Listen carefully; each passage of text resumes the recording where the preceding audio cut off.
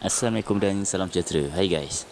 Okay, vlog kali ni aku nak share dekat korang perjalanan aku pergi ke satu tempat ni dekat Kuala Kubu untuk mencari ikan tengas dengan menggunakan teknik casting. Trip ni aku pergi bersama dengan brother yang muka macam tomok ni, Abang Yuan Nizam. Assalamualaikum Chief. Yang macam Zul Arifin ni pula Eddie. Dan yang macam Farid Kami ni pula Wan.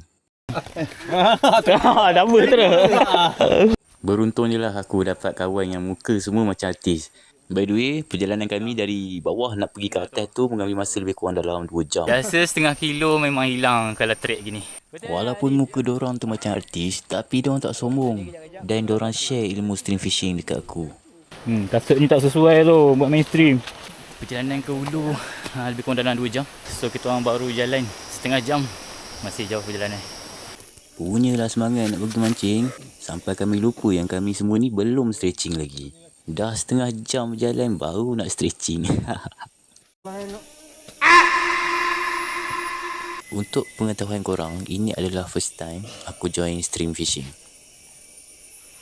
Tangan belum? Stretching tangan. Itu dia. Tak ambil masa lama pun untuk stretching tu. Selesai je kami terus lanjutkan perjalanan kami. Okey, kita orang gerak tadi pukul 9. Sekarang pukul 10.10. Kita ada masa lagi sejam untuk sampai ke checkpoint. Sesi mendaki. Eddie okey Eddie Eddie memang steady. Alright gang, setelah ku fahami. bukan. Setelah 2 jam lebih kurang dalam sejam setengah dekat 2 jam juga. Kita orang jalan akhirnya sampai ke checkpoint yang pertama. Okey tu geng, tengah melepak take 5. Setelah penat mendaki gunung tadi, bukit bakau tadi. So kita rehat dulu. Okey, macam biasa setup yang aku pakai untuk stream fishing ni adalah Counterblow TR, Sensus Counterblow TR. Rod ni dah murah kan, dah jatuh betul lah. Dalam 200 setengah je korang dah boleh dapat rod Sensus Counterblow TR ni. Gear 1 kita pakai Sensus Xavier je.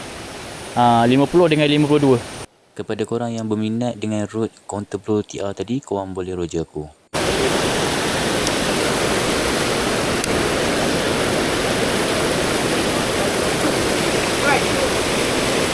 Macam strap.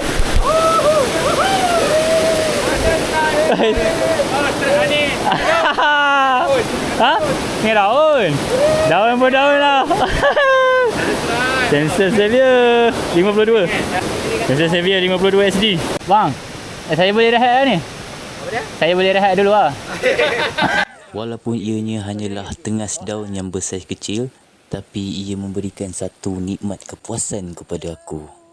Ya. Batu. Oh, batu lain, kejar lain. Tak, tengah kejar lah. Ya. Orang panggil kejar ni batu.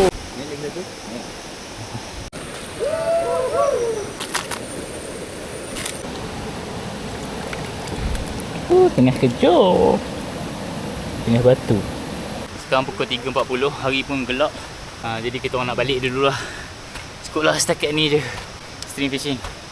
Dan ini adalah first trip stream fishing yang aku join lah. Alright gang, dah siap mandi, dah settle semua mandi. Okay, ni semua kat belakang. So berakhirlah sudah sesi kita pada hari ini. Stream fishing dekat Kuala Kubu. Bagi aku stream fishing ni, siapa yang duduk depan, siapa yang cepat, InsyaAllah potensi untuk dia dapat tu lebih tinggi lah.